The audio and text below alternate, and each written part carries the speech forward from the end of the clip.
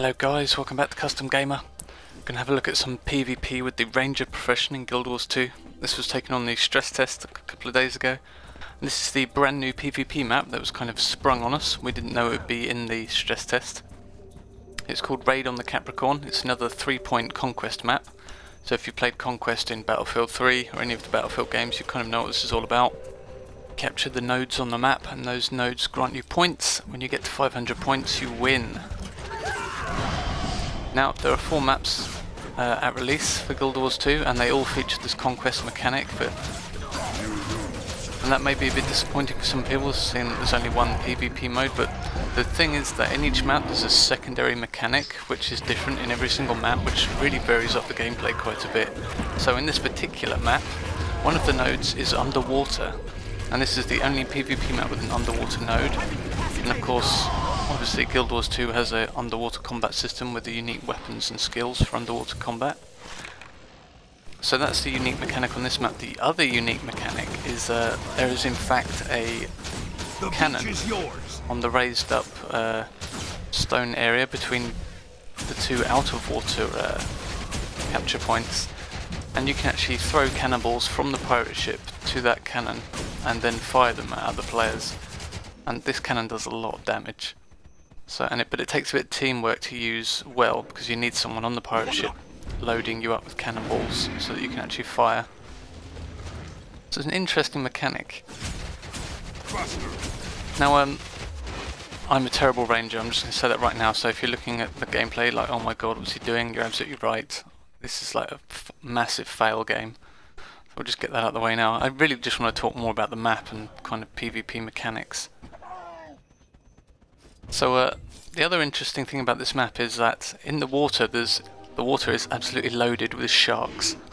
They just attack everybody on site, and there's loads of them down there. If you aggro one, you pretty much have about 3 or 4 on you within no time flat.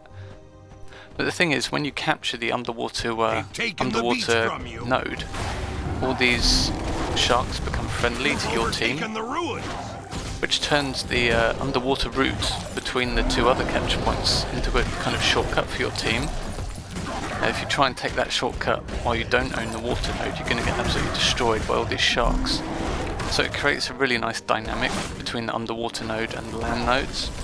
I didn't know that when I was playing this game, otherwise I would have paid more attention to the underwater node. As it stands, in the match before this, I had a go at the underwater node and ended up getting stuck down there for ages fighting sharks, which wasn't particularly fun. So I just kind of ignored it completely on this playthrough you're seeing now. But yeah, actually it's really handy to keep that underwater node. You'll see near the end of this video actually the opposing team used the water shortcut quite a lot to just keep uncapping points from us, and we have to go around the long way up onto the stone tower and round. So let's talk a bit about the Ranger. So here I've got the longbow and greatsword as my 2 weapons.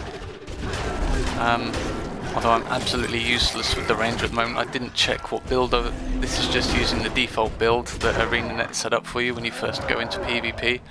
So I have no idea what my traits are, or what my utility skills do or anything like that. I just kind of jumped in and started playing. And for the most part, the fact that you can just jump in and start playing and kind of work it out as you go is amazing for an MMO. If you think about it, all other MMOs, you really have to know your class to understand what the hell you're meant to be doing. In Guild Wars 2, because it's so visual, you can just go in there and say, right, I have a bow, I understand what's going to happen. And it's kind of very obvious what your skills do because they're so visual. Which is really nice, I certainly appreciate that. Now, the thing I like about the greatsword on the Ranger is that the number 3 skill, it kind of leaps you forward using a kind of ghostly eagle kind of effect. So obviously this has uses in combat to kind of close gaps between opponents and stuff like that, but it's also great out of combat. You can use it to kind of just travel fast around the map. You see me use it a couple of times travelling between points. As you've probably noticed by now, I have sped up quite a bit of the footage as I'm travelling around because it's so boring to watch otherwise.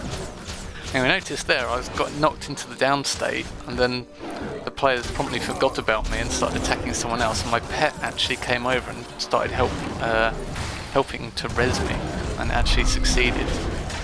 Now this is something I really like about the ranger, so if you down a ranger in PvP, make sure you finish them off, because their pet will actually come back and help them if they use the down skill that forces them to do that. Which is really cool. Either that or kill the ranger's pet. The other thing I wanted to talk about the ranger about is, because I didn't do it in this video, but it's actually a fairly important mechanic, is the pet controls for the ranger. You can actually, just like having like 2 different weapon sets, you can have 2 different active pets during the range as well. And think about this like you know, some fighting games you can like do like tag teams with your other characters you've chosen, and they'll like flip in and out of the match. It's the same kind of principle here with the ranger's pet. So if one of your pets starts getting low, or you want to use an ability on your other pet, you can just tap a button and it will swap them instantly. And your out of game pet will actually start, I believe it starts regenerating health while it's put away. And that's a great way to save your pet's life as well if it's getting low, because they take ages to revive if they do die. But yeah, I'm definitely not controlling my pet properly here. It's just kind of standing there. You'll notice it's not really attacking anything. That's because I didn't really read any of the pet stuff. I just jumped straight into PvP like I mentioned. So yeah, very newbie. But the pets are really interesting. I'll have to take a better look at pets in another video perhaps, because they seem very, very strong if used correctly. Yeah, there's the number 3 skill on the greatsword, the kind of leap forward. The beach is yours. Really nice skill. That feels good. So my utility skills, the number 8 skill leaves a spike trap on the ground which bleeds and cripples anyone that walks over it, which is pretty nice. The 9 skill, oh, what was it now? I think it causes bleeding on my next 5 attacks or something like that. I thought that was quite handy. You'll notice there I just chose my elite skill. It's almost the end of the match. I didn't actually realise I didn't have an elite skill selected. So yeah, massive dirt from me there. And my number 7 skill is a Signet. Every single profession in the game has different signets, which kind of provide just like passive power boosts, run speed boosts, all that kind of thing. But you can activate them to give you like a short-term beneficial effect. So this is kind of like most of the like trinkets in WoW and stuff like that, where you have a passive effect and an active effect if you activate them. So that's what they're all about. I can't remember what the one I've got here gives me. So yeah, 500 to 403. Not as close as I'd like, but considering that I didn't have a clue what was going on, I think I did okay. But yeah, I'll obviously the game goes live in 2 days now, so I'll grab a lot more PvP footage in future. Hopefully I won't suck as much. So I hope you enjoyed this quick video, and I'll be back with more soon. 2 days, guys. 2 days. I'm going mad. See you later.